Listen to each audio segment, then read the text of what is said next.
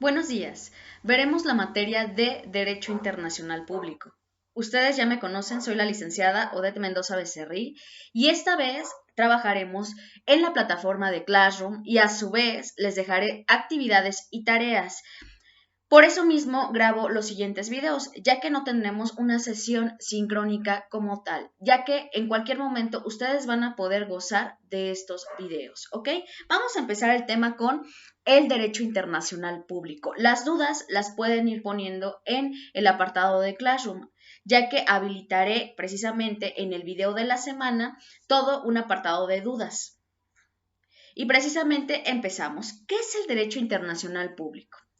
Primeramente, es el conjunto de normas jurídicas que regulan las relaciones que se establecen entre aquellos sujetos que cuentan con personalidad jurídica internacional, o sea, entre estados internacionales. Recordemos bien, primeramente, que un estado internacional está dotado de población, territorio y gobierno, ¿no?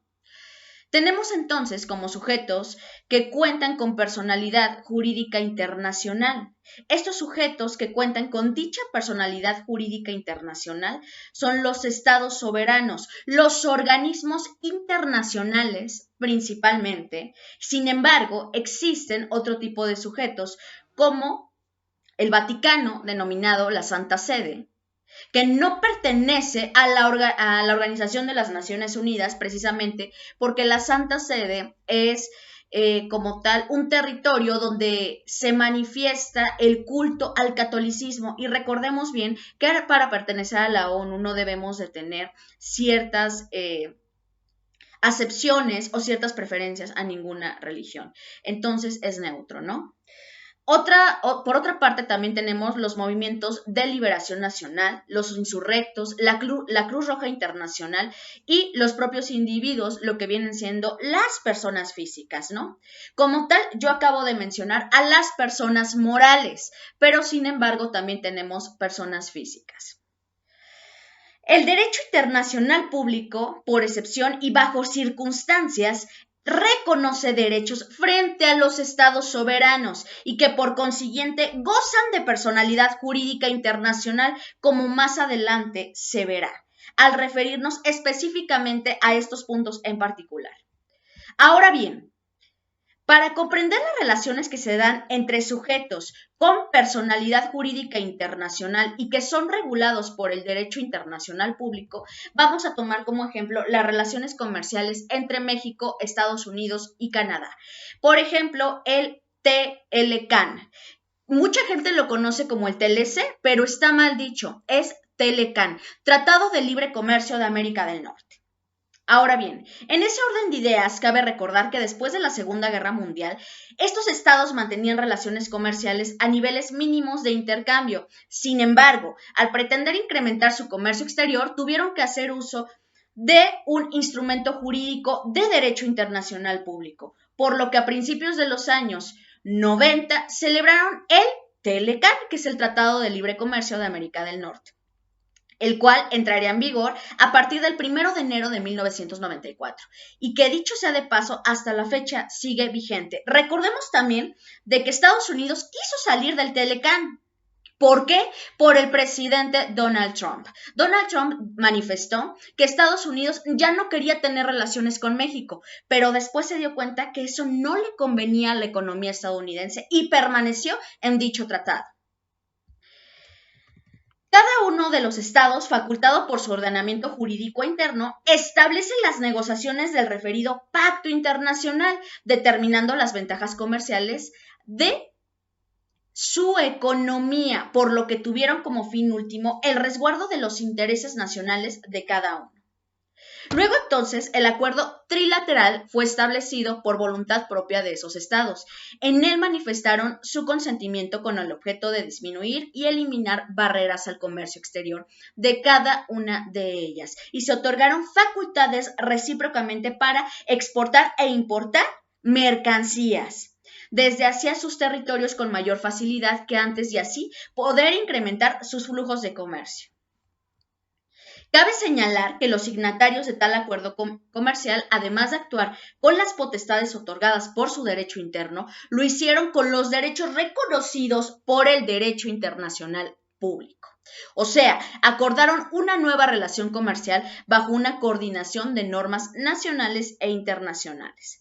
El Pacto de Libre Comercio significó asimismo la prescripción de obligaciones internacionales que se traducen en la creación de normas dispositivas de derecho, ya que éstas las pueden crear, modificar o extinguir quienes las acuerdan, o sea, quienes hicieron el convenio, conforme al principio de pacta sunt servanda, que es tener el carácter de fuerza obligatoria.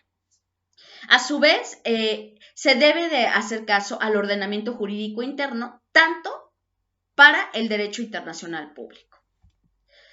Ahora bien, no cabe duda que al pretender ubicar las normas de derecho internacional público como rama del derecho, muchos especialistas en materia dirigen su atención hacia el estudio de la naturaleza jurídica de estas normas, lo cual ha dado lugar a trasladar el análisis a un nivel de filosofía del derecho internacional, lo que a su vez ha generado dudas sobre la existencia y fundamentación de estas normas.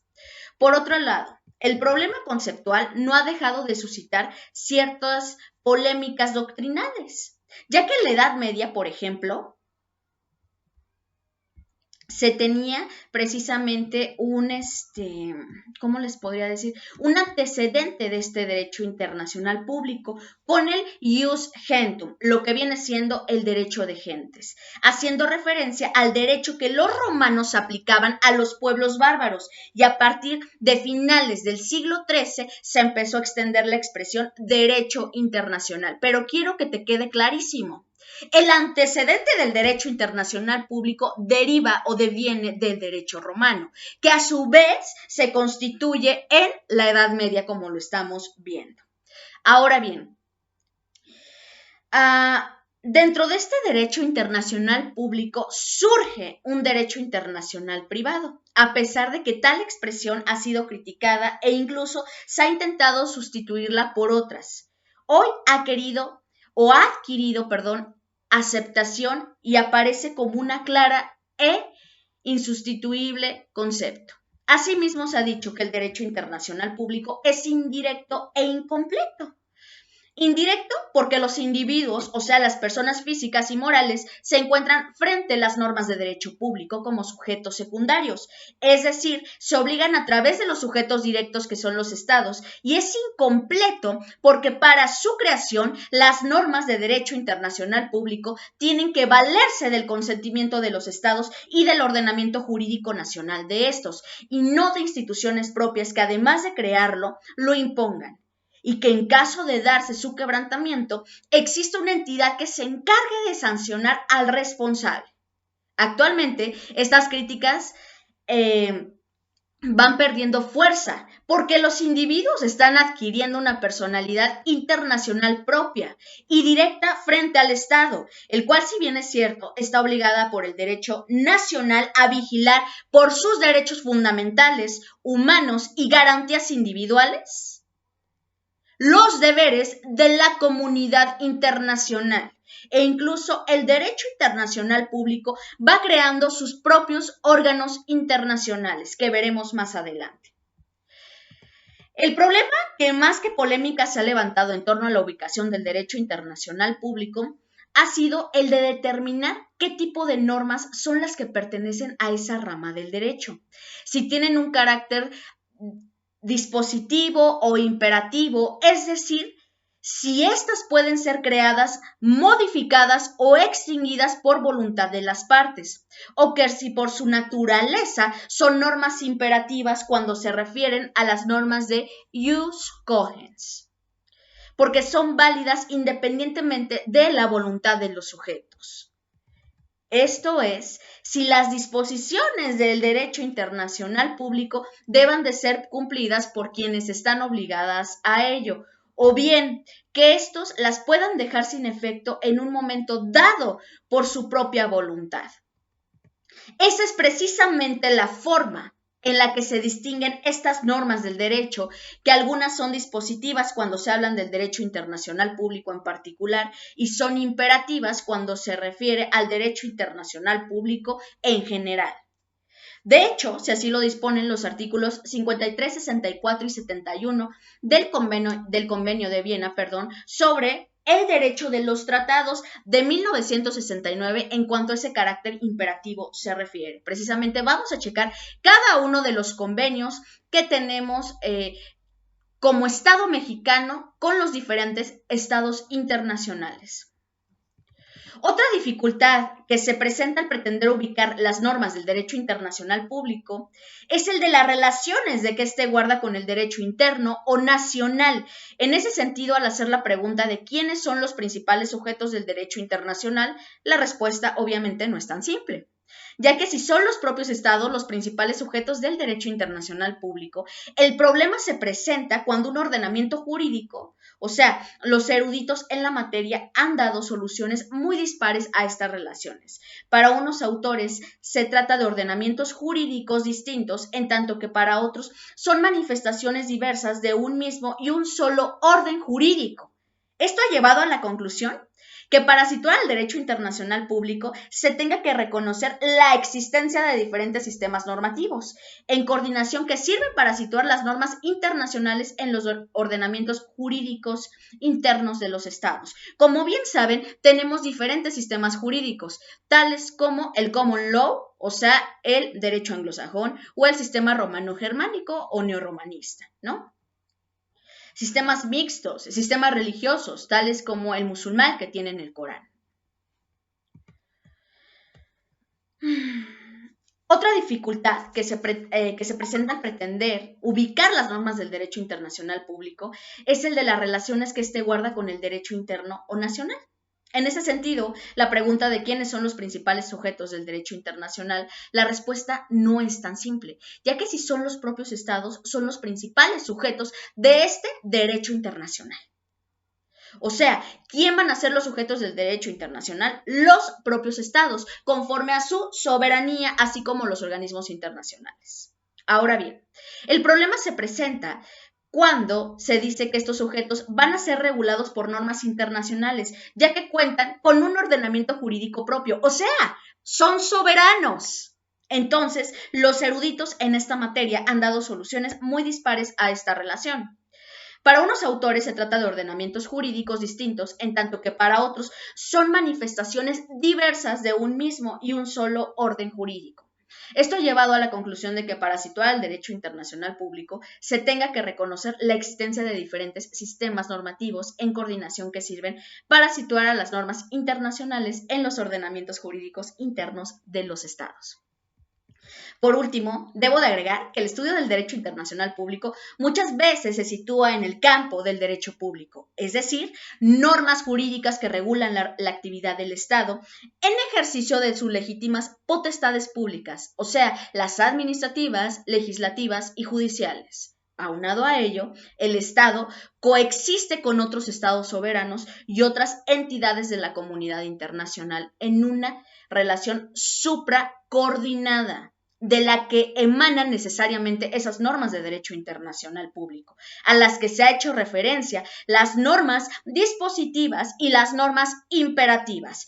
Asimismo, al ejercer el Estado su potestad pública frente a sus subordinados en una relación suprasubordinada, esta deberá realizarse sin lesionar la esfera jurídica de sus súbditos, en un total de vigilancia de sus derechos humanos. Así se lo exigen hoy la norma de derecho internacional público. Ahora bien, veremos la historia universal y la génesis de este derecho internacional público. Es frecuente que al hablar del origen del derecho internacional público se haga referencia al derecho romano, como ya lo vimos anteriormente, como se los manifesté, particularmente al llamado ius gentium, derecho de gentes. Este era un sistema jurídico especial que regía las relaciones entre los ciudadanos romanos y los pueblos bárbaros, quienes no se encontraban bajo el dominio romano. Sin embargo, para que surja el derecho internacional público en la historia universal, dependerá de los sucesos históricos muy importantes. O sea, primero, el surgimiento de los estados modernos, que se desarrolla a través de los siglos XIV y XV. Y segundo, el fin de la guerra de 30 años, acaecido principalmente entre los pueblos alemanes del Sacro Imperio Romano-Germánico y el Papado, acontecimiento bélico que de igual forma comprendía a otros países europeos. Estos hechos culminaron en el año de 1648 con el Tratado de Paz de Westfalia. Les pido por favor que chequen en qué consiste el Tratado de Paz de Westfalia. Y precisamente, la Paz de Westfalia representa sin duda el inicio del ámbito de validez temporal de las normas del derecho internacional público moderno. Westfalia dio lugar al primer Congreso Diplomático moderno e inició un nuevo orden para Europa Central.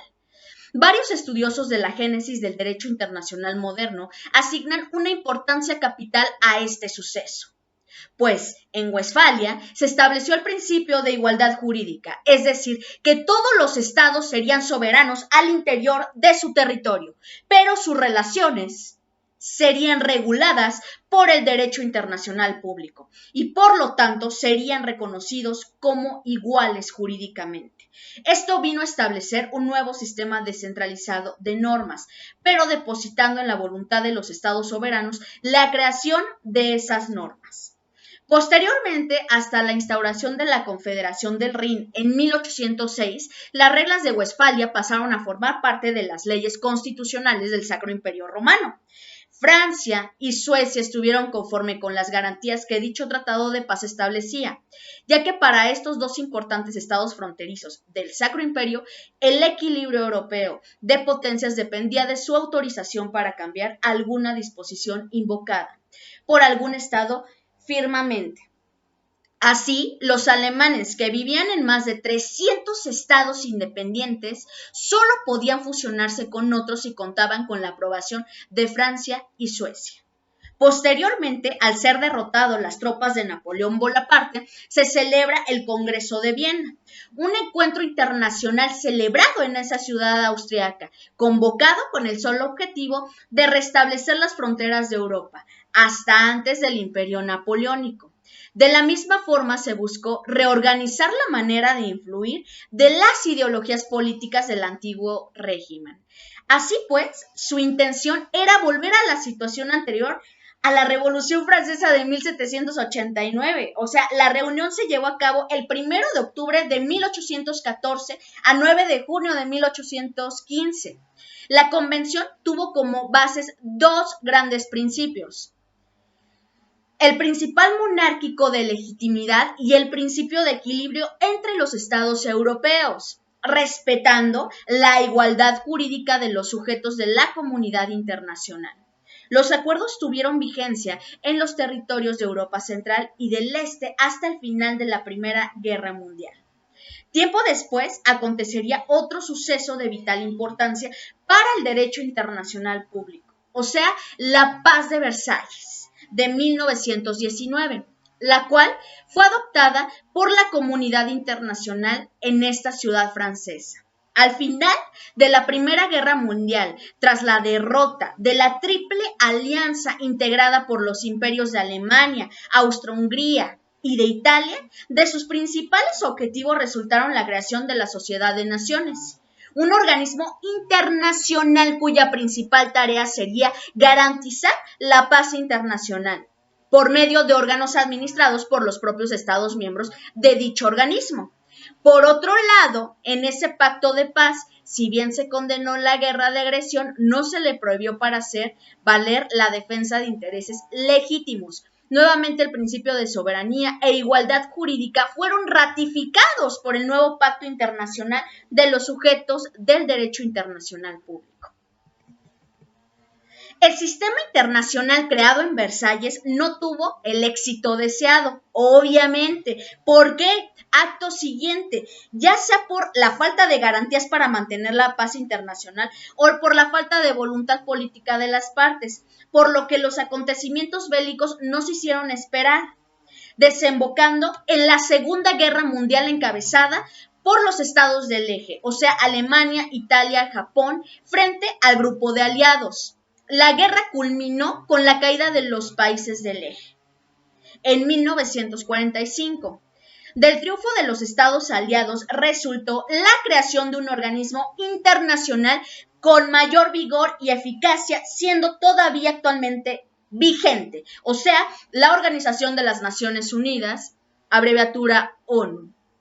Instituyéndose por medio de una carta en la que formaron reconocidos valores necesarios para la existencia de la comunidad internacional, o sea, la paz internacional y la dignidad humana, si bien no obstante no serían derogados totalmente las normas de derecho público o derecho humano, sino establecidas con anterioridad. El sistema de coacción y ahora instaurando, vino a proteger pues todos estos valores reconocidos y aceptados por los estados y que han permitido mantener el sistema sobre el que se erige hasta el día de hoy el derecho internacional público. Es decir, la creación de carácter imperativo que no puede ser modificada sino por otras del mismo orden. ¿Cuál es el ámbito de validez del derecho internacional público? Como se ha señalado, el ámbito de validez temporal de las normas del derecho internacional público moderno se ha venido estableciendo desde las negociaciones de paz entre los estados soberanos al término de los acontecimientos bélicos, o sea, los tratados de paz de Westfalia de 1648, después de la Guerra de 30 años, el Congreso de Viena de 1814, seguido de las guerras napoleónicas. Después, la Paz de Versalles de 1919. Al finalizar la Primera Guerra Mundial y finalmente por medio de la carta que instituyó a la Organización de las Naciones Unidas en 1945. Al concluir la Segunda Guerra Mundial, de ahí en adelante, se han establecido una serie de convenciones internacionales y de tratados que se han ido sumando a la creación de normas de derecho internacional público, por lo que se ha establecido la vigencia de los múltiples tratados multilaterales celebrados y que a diario se celebran en toda la comunidad internacional. En cuanto al ámbito de validez espacial de normas de derecho internacional público, tenemos en primer lugar que estas obligan a los estados signatarios a cumplirlas dentro de sus territorios, en cuya jurisdicción ejercen su soberanía, derivado de un acuerdo bilateral o multilateral. Solo tendrán la validez las normas internacionales los estados firmantes, o sea, los que hayan entrado dentro de este pacto internacional. Por ejemplo, si se trata de un tratado bilateral sobre límites territoriales entre México y Guatemala, en los que Guatemala renuncia a los derechos que juzga tener sobre Chiapas y el distrito de Soconusco y que reconoce dichos derechos a México, solo obligará a las partes que los celebran en su territorio, o sea, el aéreo, el terrestre y el marítimo. Pero si se trata de la Convención Americana sobre Derechos Humanos relativos a la abolición de la pena de muerte, entonces dicho acuerdo comprende el espacio terrestre, aéreo, marítimo de todos los estados firmantes del continente americano. Recuerden, todo esto bajo el principio de pacta sunt servanda, o sea, todos los que celebran este convenio tienen que acatarlo. Es decir, el alcance de validez espacial de normas de derecho internacional público dependerá del número de participantes y de la materia considerada por ellos. Esto es importante señalar, ya que existen convenciones internacionales para la paz y la seguridad, así como para la protección de los derechos humanos, que tienen alcance espacial para todos los sujetos del derecho internacional, ya que se trata de normas imperativas de ius cogens. El ámbito de validez personal de las normas del derecho internacional público comprende a los individuos que se encuentran dentro del territorio de un Estado soberano, tales como sus nacionales, extranjeros, aislados, refugiados, minorías, desplazados, representantes diplomáticos, incluso jefes de Estado en un momento dado. Ejemplo, yo te pongo ahorita a analizar la caravana migrante que se viene. Realmente hay una situación de derechos humanos y un conflicto de leyes como tal. ¿Ok? Analízalo. El Estado soberano está obligado por el derecho internacional público a cumplir los derechos elementales, hacia todas las personas en cuanto a la defensa de sus derechos elementales, así como para brindar la protección diplomática de aquellos individuos a los que por acuerdo y convenciones internacionales se les reconocen esas facultades. Y precisamente vamos a entrar a un campo de lo que hemos venido hablando, la soberanía frente al derecho internacional público. El concepto de soberanía es la cualidad más importante para el actuar de los estados como sujetos del derecho internacional público. Y es por eso que el concepto de soberanía es la cualidad más importante para el actuar de los estados como sujetos del derecho internacional público, ya que para el caso de los organismos internacionales y de otros sujetos con personalidad jurídica internacional no existe ese carácter y por lo tanto su proceder dentro de la comunidad internacional será diferente al de los estados soberanos. Por esta razón, se ha dicho que mientras que el Estado soberano se instituye como el sujeto típico del derecho internacional público, los demás sujetos del derecho internacional público se consideran atípicos. En ese orden de ideas, puede decirse que el Estado soberano tiene capacidad para organizarse y establecerse un orden normativo al interior de sus fronteras nacionales, o sea, su soberanía interior, así como la facultad de actuar en un plano de igualdad supeditada a normas que rigen en la comunidad internacional dentro del marco de derecho internacional público, o sea, su soberanía exterior. La soberanía es el poder supremo, lo ejerce el Estado frente a sus subordinados, como una relación supraordinada, incluyendo a las agrupaciones humanas como partes integrantes que son el Estado. Este poder supremo se manifiesta en el Estado mismo y frente a los estados, los cuales nos indica que existe una especie de muro dentro del cual se manifiesta dicho poder, pero solamente llega hasta ahí, hasta la línea llamada fronteras, ¿no? Hasta aquí el poder supremo es supra-subordinado, pero como existen muchos otros estados y todos en las mismas condiciones, ahora bien hablamos de una coordinación de estados soberanos que se da en su propia relación con los demás, uno frente al otro, donde cada uno tiene su propia soberanía interna, pero que está limitada por la soberanía de los otros, mediante el uso de normas de derecho internacional público, por medio de los tratados internacionales, convenios internacionales, etc. Así, cada estado va consintiendo un poco en el actuar de los otros estados pertenecientes a la comunidad internacional. El estado va coordinando su soberanía frente a la soberanía de los otros estados por medio del derecho internacional público. De este modo, es por la coordinación de los estados dentro del marco de ordenamiento jurídico internacional donde se distinguen dos relaciones de soberanía, hacia el interior del estado soberano y hacia el exterior del estado soberano. Así, bien sabemos que los estados soberanos están coordinados con los otros estados, unos con otros por medio de normas jurídicas internacionales que rigen sus relaciones recíprocas y señala a cada uno el puesto que debe de ocupar dentro del mismo sistema y, por tanto, bajo este supuesto existe un orden jurídico común frente al cual los distintos estados coordinan sus relaciones recíprocas. Entonces resulta que al hablar de la soberanía externa, decimos que el Estado está dotado de un poder supremo que le faculta para determinar las relaciones que desea mantener con otros estados y que las normas de derecho internacional público le reconocen para ello y para disponer que ningún otro estado pueda interferir en ellas. Ahora bien, ya platicamos mucho del derecho internacional público, demasiado creo yo. Entonces, vámonos con lo elemental, ¿no? Con las palabras clave. Primeramente, tenemos a un derecho internacional público que precisamente es el conjunto de normas jurídicas que regula la relación entre estados internacionales o entre organismos internacionales y personas, ya sea físicas o morales, ¿ok? Ahora bien,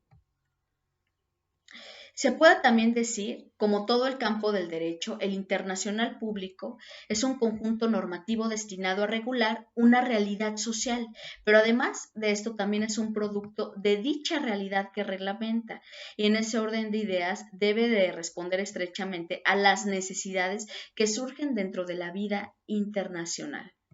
De lo anterior, que no solamente se tome en consideración dentro del derecho internacional público a la norma jurídica, sino que atendiendo a lo antes expuesto se comprende fácilmente que sea necesario destacar la importancia de la norma moral, la norma de trato social y desde luego la norma arbitraria, ¿ok? Ahora bien, todo ves cómo se manifestó, las últimas dan sustento a la primera y esta regula la importancia de aquellas. Ahora, es importante ubicar la discusión por el fundamento de validez del derecho internacional público. Si no está olvidada, al menos está relegada a una de aquellas de menor prioridad. Considerar que es una discusión sin importancia práctica, superficialmente observando bien puede tener una arista de realismo, dado el comportamiento de los estados, ellos se conducen de acuerdo al derecho internacional. No niegan su existencia y justifican aún lo injustificable mediante normas de derecho internacional público. Sin embargo, el fundamento de validez permite analizar las normas actuales y las que están en ciernes desde la perspectiva correcta. Cómo y por qué nacen, por qué se cumplen, por qué no, por qué los estados se sienten compelidos a guiarse por algunas o por tanto, hay lagunas jurídicas, son obligatorias, etcétera, ¿no? Entonces, es importante poner la base de la Constitución acerca del derecho internacional público. La búsqueda de todo este fundamento y su permanente discusión permiten sostener en un paso posterior que abordaremos en un estudio siguiente en las próximas clases, en el ámbito de responsabilidad internacional contenida en el principio general del derecho internacional público, el tanto mencionado ya Pacta Sunt Servanda, que encuentra una manifestación convencional en el artículo 27 de la Convención de Viena, en relación con la forma y oportunidad de cumplimiento en el ámbito nacional de las normas de derecho internacional público. Ahora bien, el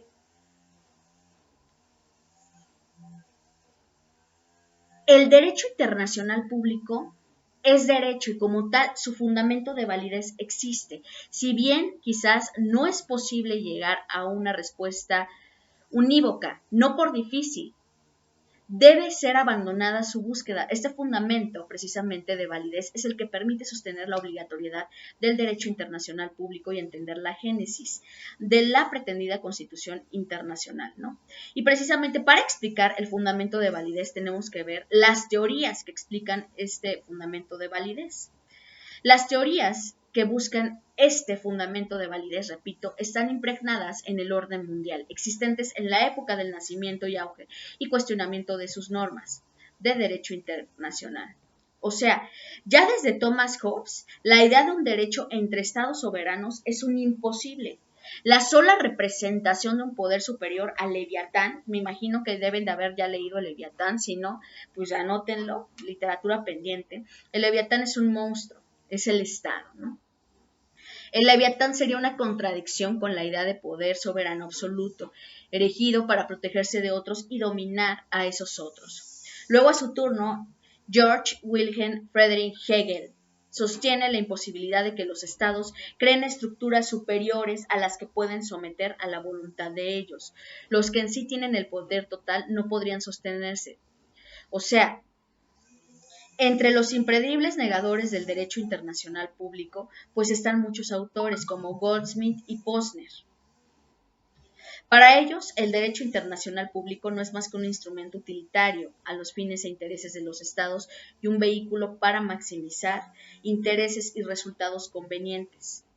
Sin autodefinirse como negadores, al negar la obligatoriedad del derecho internacional público, en sus afirmaciones se aprecia, por tanto, una negación de su calidad del derecho. Para ellos, el derecho internacional público no es vinculante, pero sí es necesario, partiendo de la base de los intereses de los estados y la definición de distribución de poder. O sea, los estados se conducirían mediante lo que ellos llaman la teoría de las elecciones racionales. El derecho internacional y en especial el convencional serían equiparables a declaraciones de intenciones sin carácter jurídico y su objetivo es la relación entre estados para el máximo provecho en la consecución de intereses. El derecho convencional no pasaría a hacer declaraciones de intenciones protectoras de intereses, que explican la necesaria intervención de órganos internos que permitan una discusión sobre esos intereses en juego y muestren al otro interviniente en el tratado la disposición para el apoyo político de esa contraparte. ¿Ok? Ahora, les voy a comentar lo siguiente. De estas teorías se desprenden, pues precisamente las teorías que fundamentan la validez del derecho internacional público, las cuales son, escuchen muy bien, teoría normativista. ¿En qué consiste? Es la principal teoría de Hans Kelsen, quien encuentra el fundamento de validez de la norma internacional en el propio sistema normativo que resultaría coherente y autosuficiente y reconoce su fundamento en lo que denomina Grundnorm. A ella llega buscando una norma superior que por materia, procedimiento y autoridad otorgue fundamento a la inferior. Sin embargo, Kelsen mismo pone el cimiento del derecho internacional público, específicamente de todo el derecho, en una norma que está más allá de lo positivo. Su norma fundamental e hipotética, que sería el principio de pacta sunt servanda. Espero que estén comprendiendo la importancia del pacta sunt servanda. Contradiciendo toda su teoría, este principio no tiene proceso de formación, autoridad competente, ni otra que sería superior del cual derive. Es decir, el pacta sunt servanda es una especie de supuesto normativo necesario, pero carente de todas las exigencias que exige la ley, ¿ok? O las normas del sistema. Contradicción en estado puro. Además, resulta sorprendente que Kelsen, aparte de su teoría de la voluntad del Estado, que más allá de los aspectos formales de producción jurídica imprime el contenido normativo, la intencionalidad, ya sea de consolidar una sociedad según su estadio temporal actual o de promoverla en una dirección determinada. Ahora bien, recuerden, el derecho no es pura forma o formalidad, tampoco es un constructo matemático de producción, es un equilibrado o desequilibrado sistema regulador de una organización social. Paso a la teoría número 2, teoría iusnaturalista. En este campo es amplio, o sea, amplísimo en los fundamentos diversos que se quedan en un derecho natural, o sea, un derecho, es decir, un sistema de producción, vigencia, ejecución, coherencia de normas jurídicamente vinculantes, obligatorias para los sujetos del derecho. Tendría una justificación primaria y esencial más allá, previa e independientemente de los productores de normas, de los imperados de los momentos históricos que influyen poderosamente a la estructura del contenido del derecho, o sea, Tomás de Aquino, Francisco de Vitoria, Francisco Suárez, Rousseau, Durkheim, entre muchos, son otras variantes o autores que exaltan esta teoría, ¿no? El espectro de fundamentaciones naturalistas es tan amplio como conocido. Si tuviese que señalar un mínimo común a las críticas de las teorías naturalistas teológicas, son el fundamento del derecho divino que tiene el derecho positivo, es decir, no solo algo connatural en el hombre impregnado por la divinidad, sino que la crítica vendría dada porque eso connatural constituye un orden jurídico del que se debe derivar el orden jurídico positivo para ser válido.